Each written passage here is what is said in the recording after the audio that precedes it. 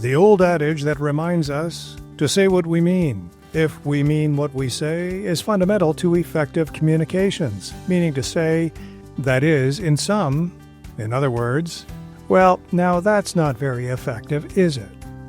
And as host Melanie Taddeo explains in this Melanie Minute, effective communication in fact goes beyond what we write or speak, beyond the use of cliches or trite expressions.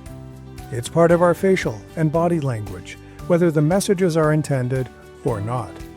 Sometimes it's what the receiving end interprets that can be more important than what is intended by the sender.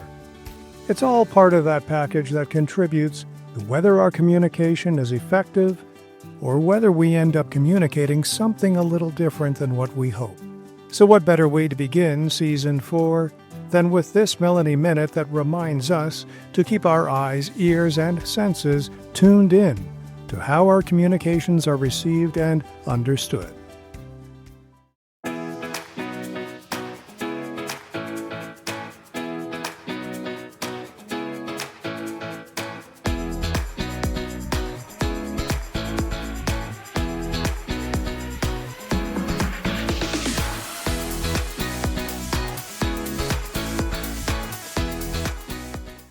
Good day and welcome to another Melanie Minute.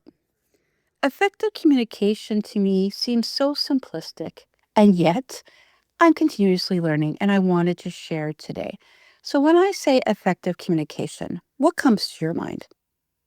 Now, I'd like to think of myself as an effective communicator. I think I can communicate my ideas clearly, concisely, to the point to convey my message. And usually this is the case. Now, I know that there's different types of communication, and perhaps we have to adjust our communication style to get our message across to different people, different groups of individuals, and to kind of tailor our communication to the group of people we're speaking with. For example, if we're speaking to a group of teenagers or children versus talking to corporate bigwigs, executives, obviously the type of language we'll use in our communications will be very different. But what happened this week was very interesting to me. I had crafted what I thought was very clear messaging, and it was in written communication. And I had shared it with different people, got feedback, and they said, yes, of course, yes, this makes sense. And then I shared it with somebody else and said, no, no, no, no, no, what does this mean? And it wasn't that it was a right or wrong way, but it was somebody else's perspective.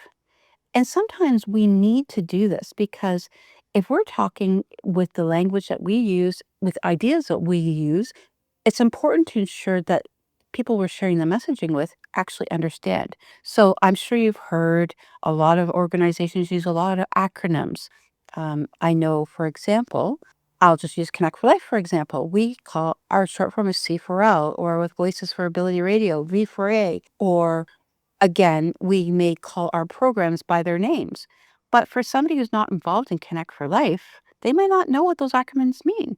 Or again, perhaps terminology that we use, such as inclusion, disability inclusion, or accessibility, may not be words that everybody use on a regular basis in the same context. This really opened my eyes, pardon the pen, to really realize the importance of effective communication. Ensuring the words we're using, the way we're conveying a message, and in the manner we're conveying it, are the people we're connecting with and communicating with really walking away with the same messaging? And if not, how do we adapt it so that we are ensuring that everybody is getting the same message and that everybody's understanding what we're asking them to do or asking them to participate in? So that was the first lesson. The other thing I learned, and it was so interesting because we were running a program for Connect for Life and it was about effective communication, is the nonverbal communication. So yes, we communicate written, verbally, and non-verbally, with our body language, with our facial expressions, with our eye contact. All of these things are part of communication. And now, as somebody who's blind, who doesn't see facial expressions, body language, this is something that I always struggle with. I count on tone of voice and the words. But a lot of people actually look at the body language. So if you look bored, if you're not paying attention, not making eye contact, they may not feel that you're communicating effectively with them. But then this brings into other things to consider, such as cultural backgrounds, different disabilities. Perhaps eye contact is not appropriate. Perhaps certain body language means one thing to another, one person, and another something to somebody else. So really, truly understanding the different styles of communication and what verbal and nonverbal communication impacts you, as well as the written communication. So, what can we do to ensure effective communication? Well, we need to educate ourselves. We need to understand our communication style and also the people we're communicating with. What is the most effective ways to communicate with them? And we need to be flexible and we need to learn to adapt. Not saying that there was one way that works for everybody, because it's not a cookie cutter solution. It is something that we are going to have to adapt to and change for those different demographics. I always use this example. My husband is a very direct communicator. He wants facts, he wants the information and get to the point. Whereas I'm a very supportive communicator, which is somebody that shares their thoughts and ideas by using anecdotes and examples to illustrate what I'm trying to say. But my husband, as much as he loves me, doesn't have the time to sit there and listen to me talk. He's like, get to the point. And that doesn't mean that he's being rude. It just means that is how he understands best.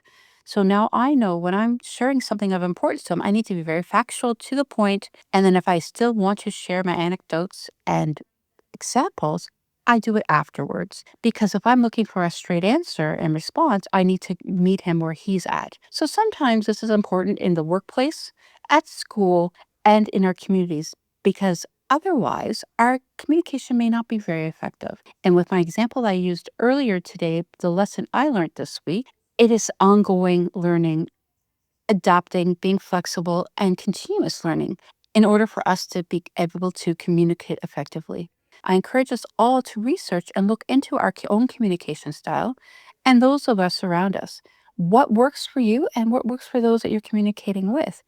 If you're unsure if your messaging is being received effectively, ask for feedback. It's very important. And then also don't forget that nonverbal communication and the written communication as well. All very, very important. And try to stay away from those acronyms, especially in those text messages. Until next time, have a great day.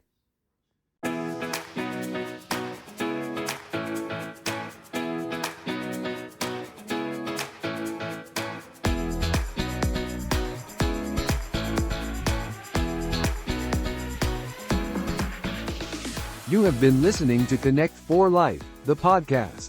Connect for Life is a Canadian-based registered charity committed to eliminating barriers for people with disabilities. Visit connectforlife.ca and join us in helping people with disabilities become the champions of their growth stories.